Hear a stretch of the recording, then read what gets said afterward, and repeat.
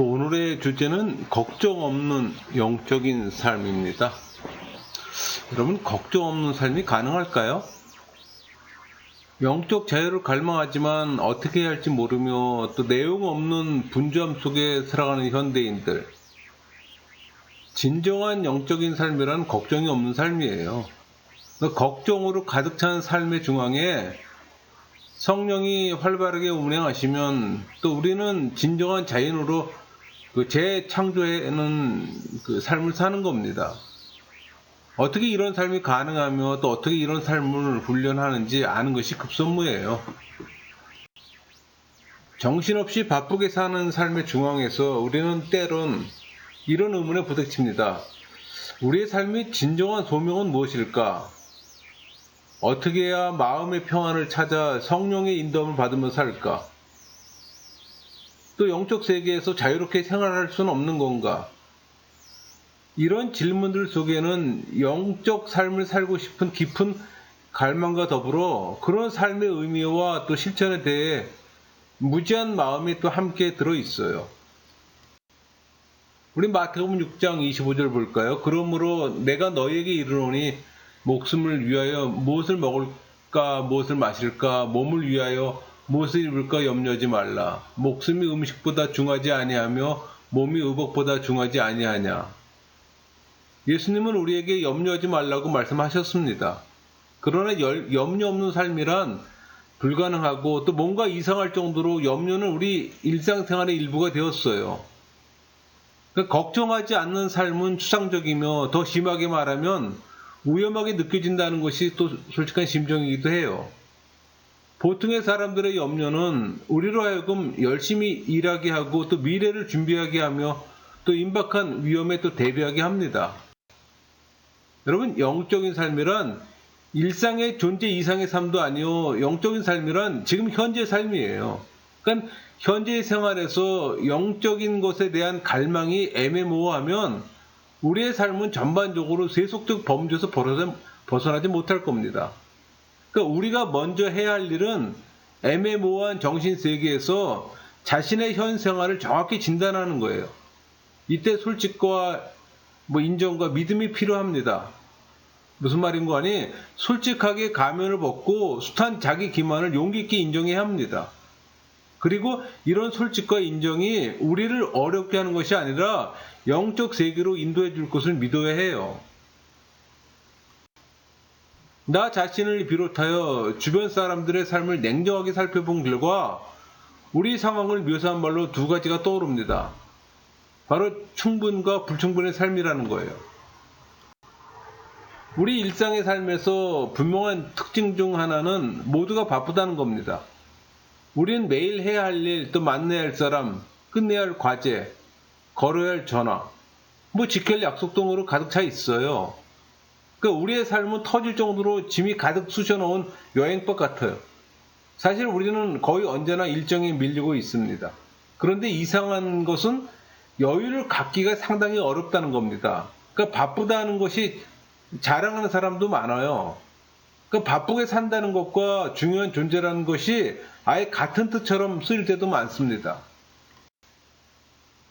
결과 위주의 우리 사회에 바쁘다는 것, 그러니까 직업이 있다는 것은 우리 자신의 정체성을 찾는 주된 방법 중에 하나예요. 직업 없이는 경제적 안정뿐만 아니라 정체감 자체마저 위기에 몰립니다.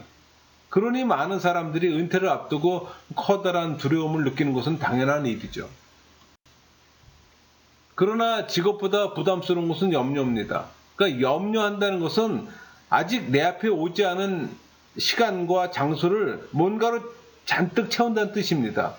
그것이 염려라는 단어의 구체적 의미이기도 해요. 그러니까 다른 말로 아직 내 앞에 오지 않은 사건을 미리 차용해서 마음 쓰며 걱정한다는 거예요. 그러니까 경쟁사회가 이런 가상의 염려에 아예 중독된 것 같습니다. 그러니까 염려하지 않으면 그것이 염려스러울 정도니 우리가 염려를 하지 않으면 무슨 일이 벌어질까요? 아니요, 아무 일도 안 일어나요. 왜? 가상의 염려이기 때문에. 안타까운 사실은 우리가 거짓된 생각과 안전주의 덫에 걸렸다는 겁니다. 우리 영혼 안에 내재하는 죄의 경향성 때문에 외적 내적 생활은 일과 염려로 철철 넘쳐 흘러요.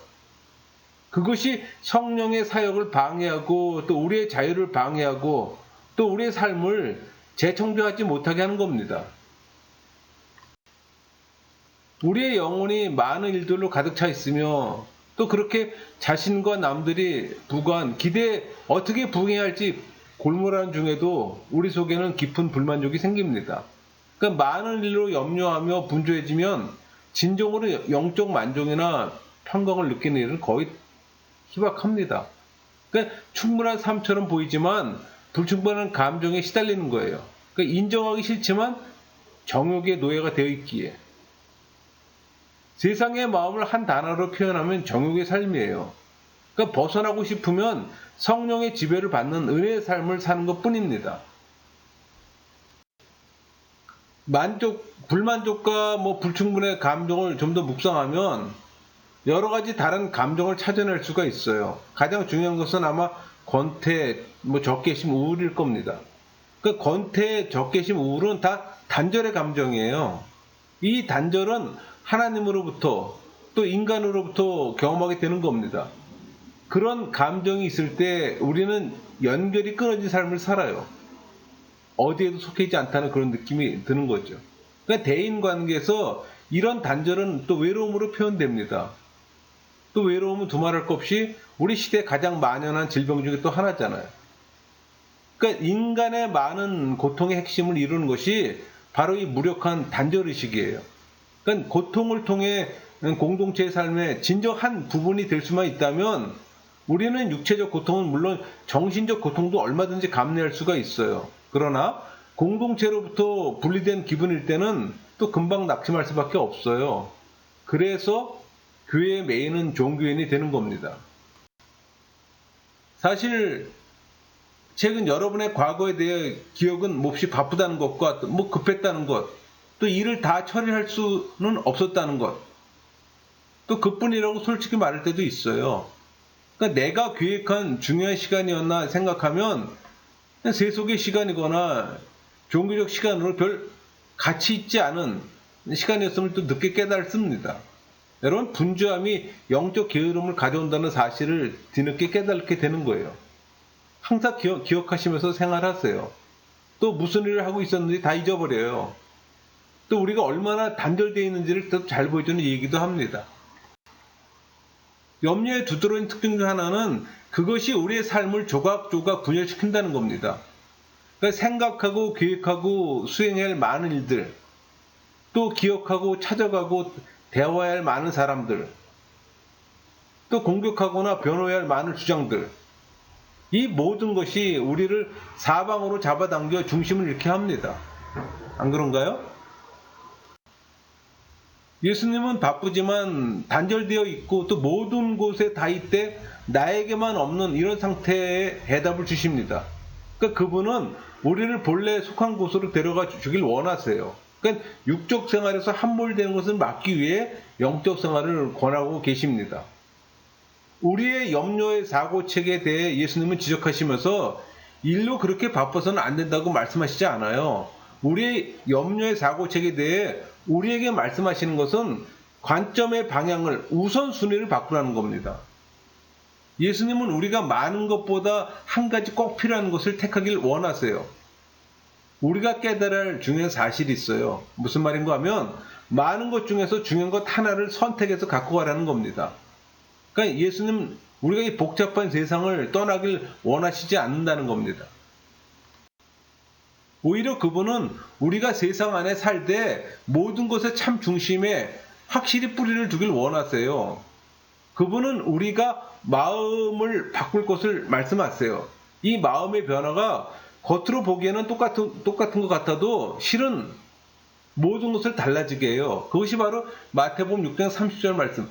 그런즉 너희는 먼저 그의 나라와 그 의를 구하라. 그리하면 이 모든 것을 너희에게 더하시리라.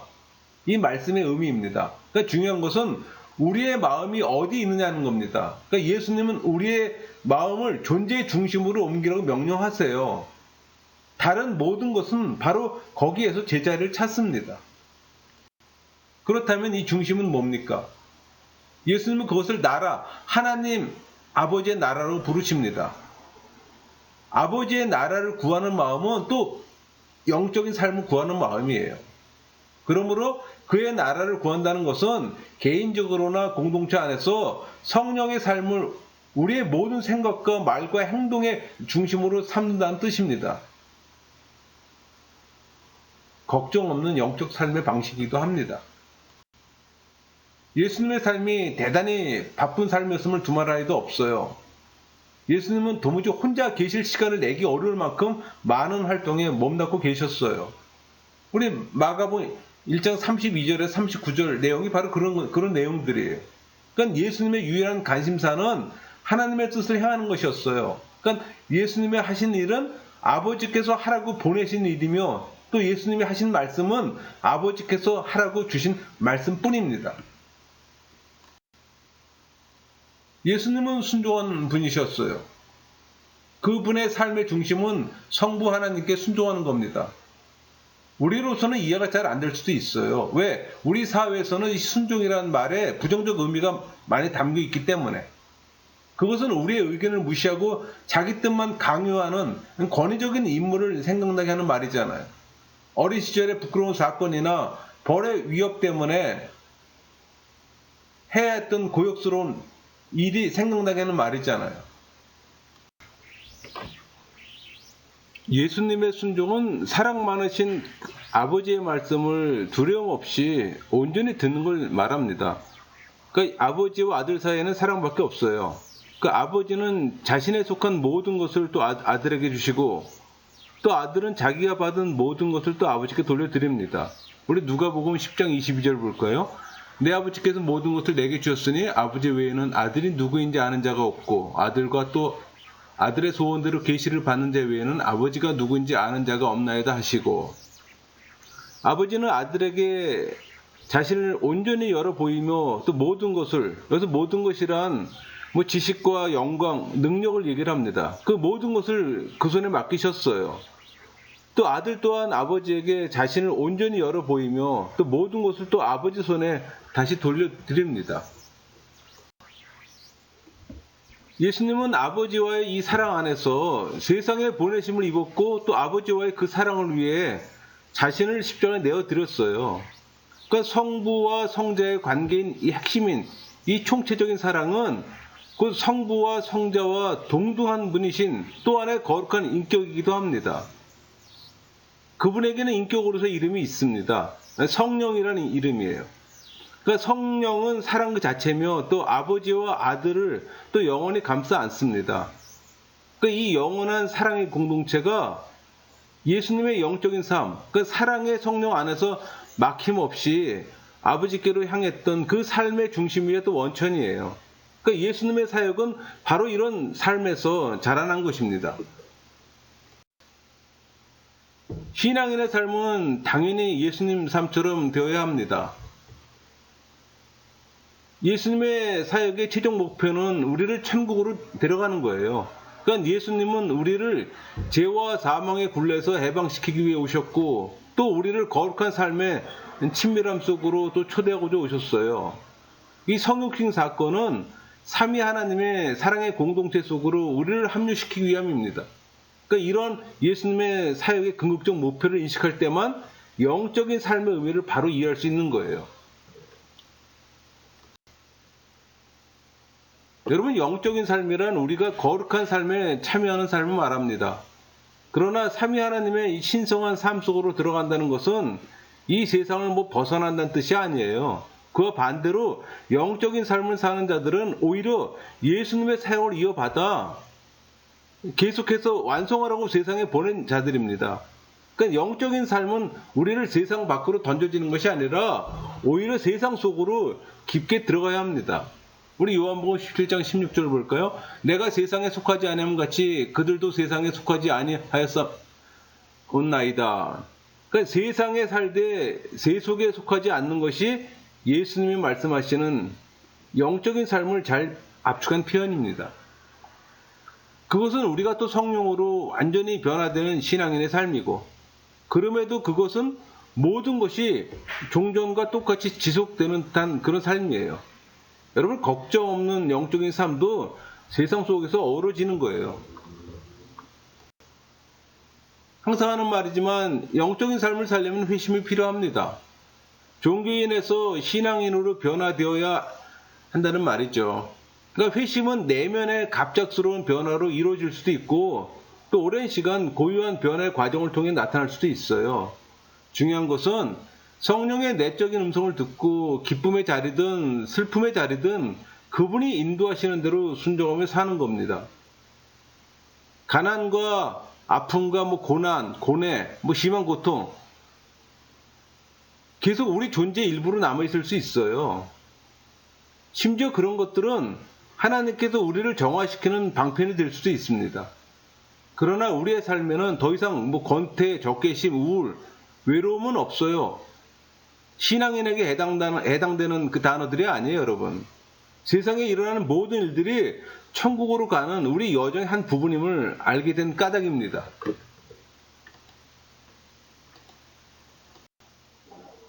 우리 마태복음 6장 33절 볼까요? 그런즉 너희는 먼저 그의 나라와 그의 의를 구하라. 그리하면 이 모든 것을 너희에게 더하시리라. 여기서 먼저 그의 나라, 이 말의 그 새로운 의미가 더해지길 바랍니다. 이 말은 우리를 불러요. 그러니까 예수님의 본을 쫓아 순종하라고 전부를 요구하시는 하나님의 사랑으로 세워진 그 공동체에 예수님과 함께 들어서라고, 그리고 모든 삶을 거기서 살라고 우리를 부르세요. 그의 나라를 구하는 것은 무슨 상을 얻는 방법이 아님을 인식하는 것이 중요합니다. 이 모든 것을 너희에게 더하시리라, 이 말씀은 하나님의 사랑과 돌보심이 우리의 전 존재에 이루고 있음을 보여주는 말씀이기도 합니다. 여러분, 믿음, 성령 세례, 구원 등은 영적인 삶이잖아요. 그 삶의 선물이에요. 그러니까 우리를 하나님 나라로 초대하는 성령의 선물입니다. 여러분, 그 선물 받으셨습니까? 예수님은 우리에게 하나님의 나라를 구하라고 말씀하세요. 뭔가를 구한다는 것은 간절한 열망뿐만 아니라 단호한 또 결의를 수반합니다. 영적인 삶은 우리의 노력을 요구해요. 여러분, 훈련 없는 영적인 삶은 불가능하기 때문에. 훈련은 제자도의 다른 측면이에요. 그러니까 영적 훈련의 실천은 우리를 성령의 내적 음성에 더욱 민감하게 해줍니다. 또 영적 훈련의 실천을 통해 우리는 성령의 내적 음성에 더 기울이게 되고 또 그 말씀을 들려올 때 기꺼이 반응하게 되는 거예요. 그러니까 우리는 흔히 안팎으로 너무 많은 소음에 둘러싸여 있어서 정작 성령이 말씀하실 때 그 음성을 제대로 듣기 어렵다는 겁니다. 우리는 기머리가 되어서 그 성령이 언제 우리를 부르신지도 모르고 또 어떤 방향으로 부르시는지도 깨닫지 못할 때가 많아요.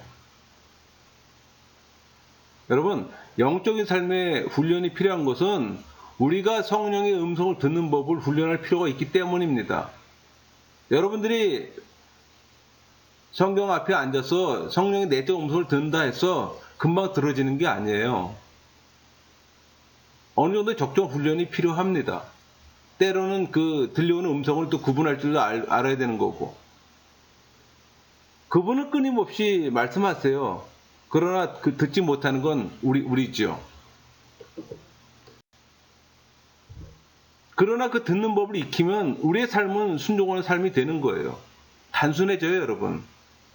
어리석은 삶에서 순종하는 삶으로, 번잡한 염려로 가득한 삶에서 성령의 음성을 듣고 또 그 인도를 따를 만한 자유로운 내적 공간이 있는 삶으로 서서히 옮겨가기 위해서는 영적 훈련이 반드시 필요합니다.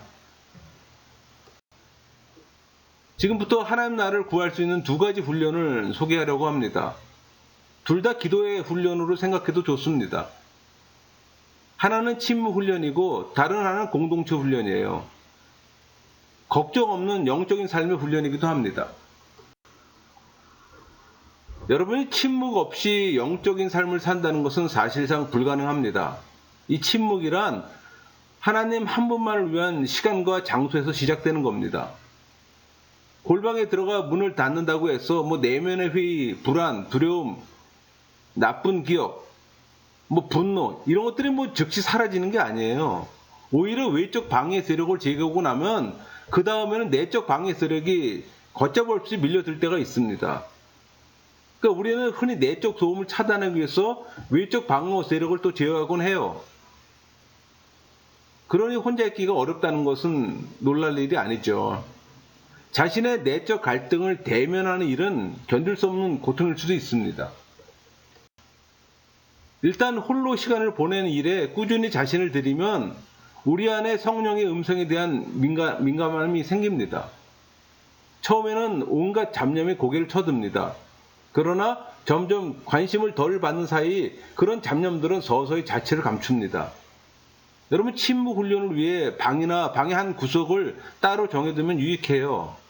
이런 준비된 장소가 있으면 따로 시간을 들여 준비할 것 없이 그의 나라를 구하기가 아주 좋습니다. 제 경험으로는 묵상이나 향심 기도를 권합니다. 묵상은 새벽에, 또 향심 기도는 오전에 한 번, 오후에 한 번씩 하는 게 우리 안에 내적 쓰레기 제거에는 도움이 될 겁니다. 성경 말씀을 침묵의 중심에 놓으면 그 말씀이 뭐 짧은 표현이든 문장 몇 개든 긴 본문이든 상관없어요. 우리가 딴 방향으로 빗나갈 때마다 다시 돌아올 수 있는 기준점 역할을 해줍니다. 성령과 단둘이 보내는 시간을 훈련하면 할수록 우리는 성령이 언제 어디서나 우리와 함께 계시다는 사실을 깨닫게 됩니다. 여러분이 묵상하시는 분이라면 묵상할 때 거쳐야 할 과정이 있어요. 더 깊이 하기 위해서. 먼저 지성의 문을 통과해야 합니다. 그 지성의 문을 통과할 때 그렇구나, 하나님이 하셨구나, 이걸 경험해야 되는 거예요. 그 다음에 심정의 문을 지나셔야 됩니다. 의지의 문을 들어가야 되는 거예요. 거기서는 맛보아 알 수 있어야 되는 겁니다. 하나님의 역사를 깨달아야 하는 거예요. 그런 다음에 성령의 대화의 문을 통과해야 되는 겁니다. 체험한 것을 하나님에 대한 지식으로 나아가야 되는 거예요. 그 지식을 통해 나를 찾으세요. 나를 통해 하나님의 지식의 오묘함을 깨달아야 합니다. 여러분의 영혼을 하나님께 올려드려야 하는 거예요. 나를 사랑하시는 하나님을 찾으세요. 대화는 그분을 나에게 반영시켜야 합니다. 여러분, 기도의 훈련이 되면 기도 형태가 바뀌어요. 내가 수면 위에 있는지 내가 물속에 있는지 알게 된다는 얘기입니다.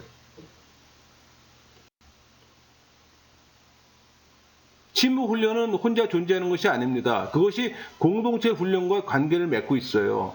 여기서 공동체 훈련이란 순종을 실천할 수 있는 다른 사람들과 함께 자유롭고 빈 공간을 만들려는 노력입니다. 그러니까 공동체 훈련을 통해서 우리는 두려움과 외로움의 지배를 받지 않고 성령의 음성을 들을 공간을 확보하게 됩니다. 이 공동체 훈련의 구체적 형태는 함께 듣는 연습이에요. 보통 제자 훈련 때 하는 내적 음성 듣기나 또 향심 기도할 때 모여하는 방식이기도 합니다. 세상에서는 함께하는 시간은 대개 대화하는 데 소비하잖아요. 공동체 훈련은 그런 우리에게 함께 또 침묵하는 법을 가르쳐 줍니다.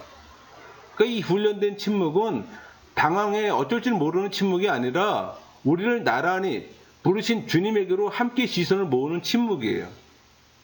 그럴 때 우리는 서로를 사회 시스템으로의 관계가 아니라 한 믿음으로 친밀하게 또 독특한 사랑을 입은 그런 자들로 관계 형성이 이루어지는 겁니다. 그래서 공동체 훈련은 언제나 우리의 성별, 성격, 나이의 벽을 뛰어넘어요. 언제나 하나님 앞에서 그리고 서로 앞에서 우리의 참 존재를 보게 해줍니다. 여러분, 공동체 훈련은 우리로도 신앙이 되게 합니다. 교회의 기능이 사실 그거예요. 교회에서 이렇게 함께 듣는 이런 훈련의 장소가, 훈련의 시간들이 없어서 못할 뿐이지. 우리 힘으로 깨달을 수 없는 그 크고 깊은 풍성한 진리, 그 아름다움, 사랑의 소리를 서로에게 전해주는 통로가 되게 하는 겁니다. 여러분, 침묵 훈련을 통해 우리는 자신의 내면 깊은 곳에서 또 하나님의 공간을 발견하게 됩니다. 그 공간에서는 염려는 없어요. 공동체 훈련을 통해 우리는 더불어 사는 삶 속에 하나님의 자리를 발견하게 됩니다. 그 자리에서는 염려가 없어요. 진정한 영적인 삶이란 걱정이 없는 삶이에요. 성령의 인도함을 받는 이 삶은 염려가 없는 평강의 삶이에요. 샬롬의 삶입니다. 여러분 모두가 그 평강의 삶을 누리기를 소망합니다. 마치겠습니다.